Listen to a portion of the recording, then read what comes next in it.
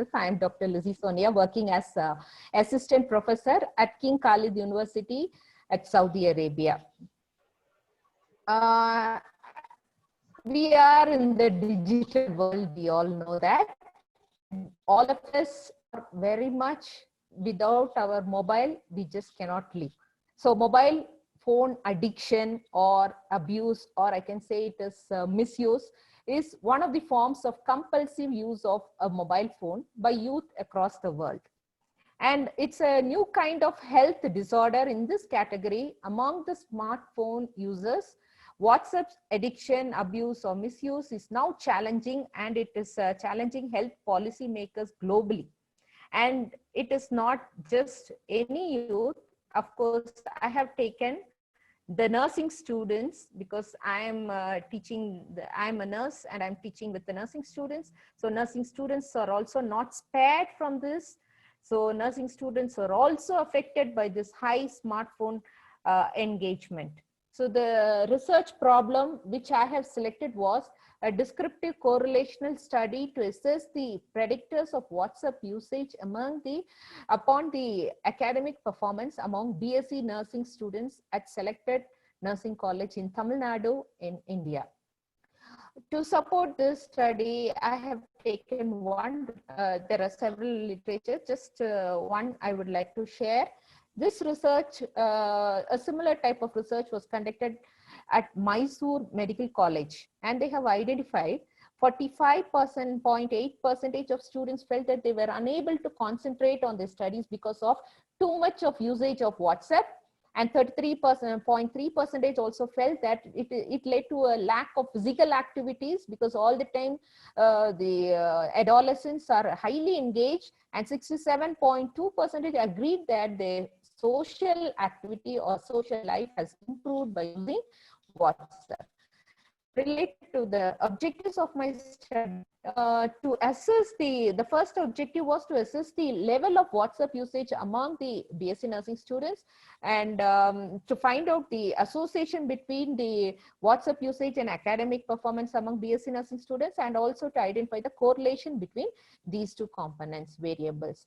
The hypothesis of my study was, I have just formulated null hypothesis. Hypothesis 1 was there will be no significant association between WhatsApp usage and academic performance among the BSc nursing students. And the second hypothesis was there will be no significant correlation between WhatsApp usage and academic performance among the BSc nursing students.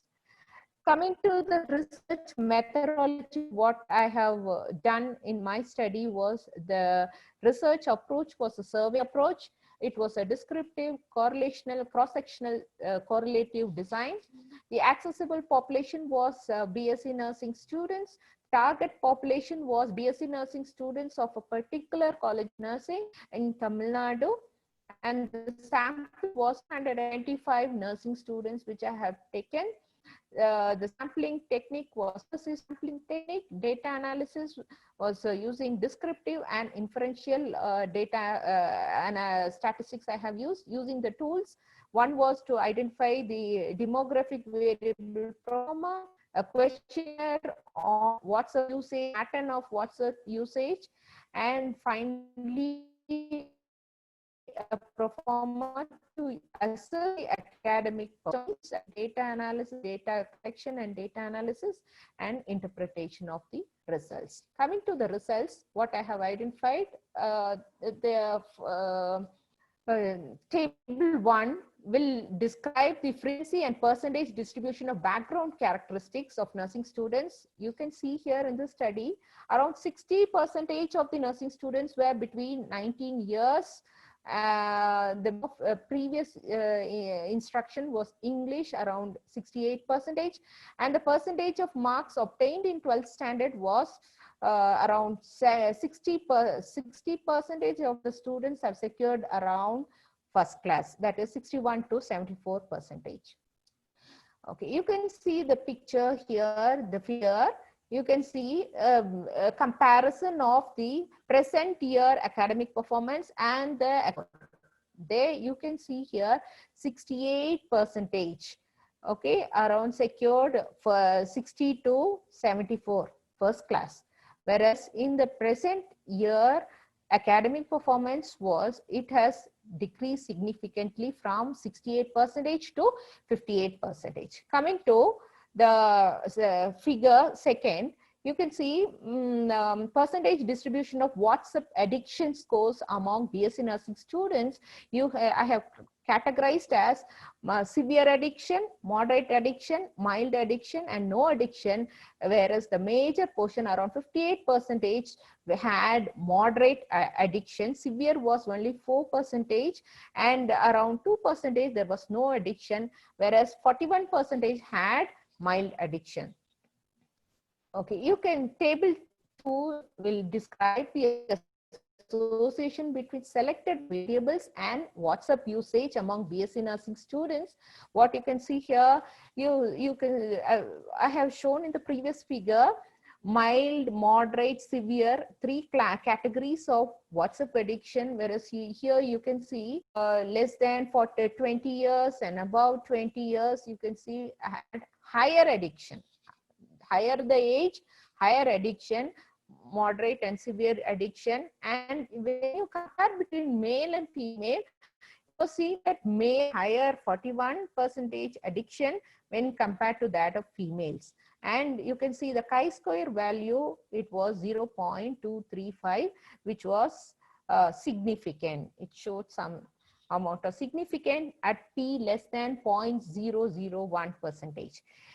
Figure 3 shows the number of times of WhatsApp visits per day. See, just calculated the frequency and percentage, around 98.3% had more than 20 times. 20 times open and 20, around, it was just an average 20 visits per day. Coming to the change of WhatsApp status. So you can see the students, what they did, 70.8 of the nursing students, they changed their status once a week, maybe once a day or once in 2 days. So I've just categorized as once a week, once a month, and do not change. Whereas you see only 18%, they never do anything with the WhatsApp status. Next, these time amounts in what you see very high scores of 82.3%. They had spent more than an hour. Only 70.7% of the students spent less than 1 hour per day. This is within a 24-hour period. Then figure 6 will describe the domain-wise mean WhatsApp usage scores of BSc nursing students, where you see here around 54% of the students were using WhatsApp mainly for entertainment, 21% to have friendship, then 12% just to, because all the time they didn't know like what purpose they are opening the WhatsApp, just for change of mood. 9% mainly to gather some information, and only 3% of the students have used WhatsApp for academic purpose. This step 4 will show the correlation between academic performance and WhatsApp usage among BSc nursing students. You can see the academic performance and the WhatsApp addiction scores, and the correlation value was 0.26, which is very low correlation, which is not significant at P level. So there is no correlation between WhatsApp addiction as P, because the sample was small, where we are able to come to conclusion. If the sample size was more, then there can be change. This study was conducted last year. That was like not during the COVID season. Now you know that for the past 3 months, if you conduct the same study right now, I'm sure the values will be changed. It will be exaggerated exorbitantly very high. Coming to the major findings of my study, 45% to 0.3% had around 8 to 10 WhatsApp groups each student. Then 70.8% of the students changed their WhatsApp status with the span months, less than once a week. Then 82.3% of the students spent more than 60 minutes, more than 1 hour in a day. 72.2% of students stated that their study duration is impaired for 60 minutes in a day on an average.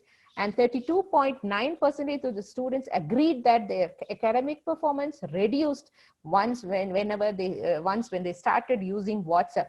And participants in the study, around 45.8% of the students felt that they were unable to concentrate on their studies because of use of WhatsApp. And 63.8% also felt that it led to lack of facilities and too much of concentration with the sending and receiving messages. And 74.2% agreed that their social life has improved upon using WhatsApp. To conclude, the study adversely affects the study duration, the academic performance, and sleep. Yet, nursing students use WhatsApp groups for academic purpose, and social life has also improved among WhatsApp users.